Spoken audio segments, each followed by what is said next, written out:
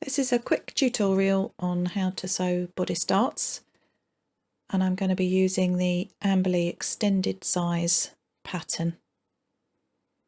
You can see here I've marked with a highlighter where my dart is so that I don't get confused by all the different ones. And I'm putting a pin right into the point there, right at the end. See if it's gone through all the layers, not quite. Make sure it goes right the way through to the other side.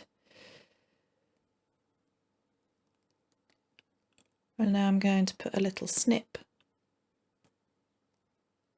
in the ends there, my highlighted size. You can see it's just tiny little snips so that I know where the dart starts from. So now I push the pin all the way through so that the head of the pin is just at the point there. I'm going to unpin my pattern and I'm going to pull that paper off ever so carefully so I don't rip the paper too much, but as you can see there's a tiny little hole at the end, and that is the end of my dart, and that's the other end. So I'm going to grab my ruler and pencil, mark that point there and draw a line from that point to the snips.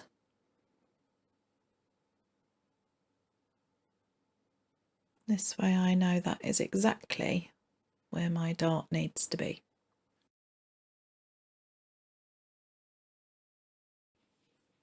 Okay, so we're just going to transfer that dot,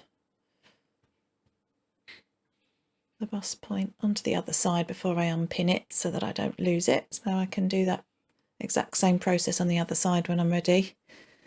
But I'm just going to show you how now I use that line to pin the dart so that we get it exactly in the right place. So I'm going to put the pin through on the pencil line on one side and then check on the other side to make sure that it's exactly lined up. So I've put a pin right on the end and the bust point, and I'm now putting a pin, there you go, through the pencil, and then I'm putting it through the pencil there.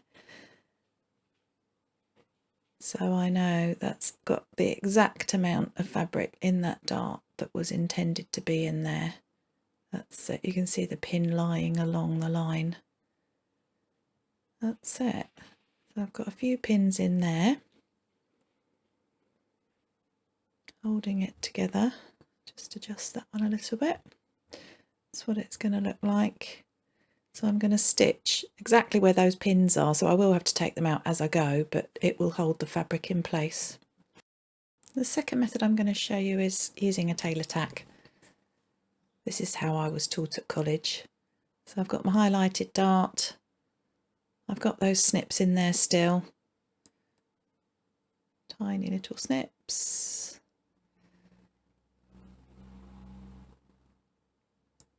And I've got needle and thread, and I'm just going to very loosely do a big stitch, a big loopy stitch in the end of that dart.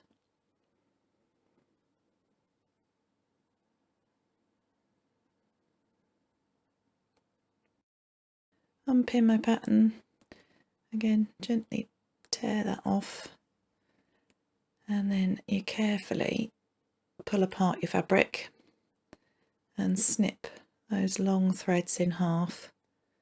So you've got two little hairy bust points there, showing you exactly where the end of your dart is. So I'm going to do what I did before and basically use those little hairy Tailor tacks as the point that I come from. Draw the line with my graphite pencil to the snips to get that nice little shape. I like to use graphite pencil on light fabrics or chalk on darker fabrics because I find those pens that are supposed to disappear and things don't always disappear properly, or they have a habit of coming back. So now fold it in half, and again I'm going to pin on those graphite lines and stitch. There we go, that's both of them pinned, ready to go.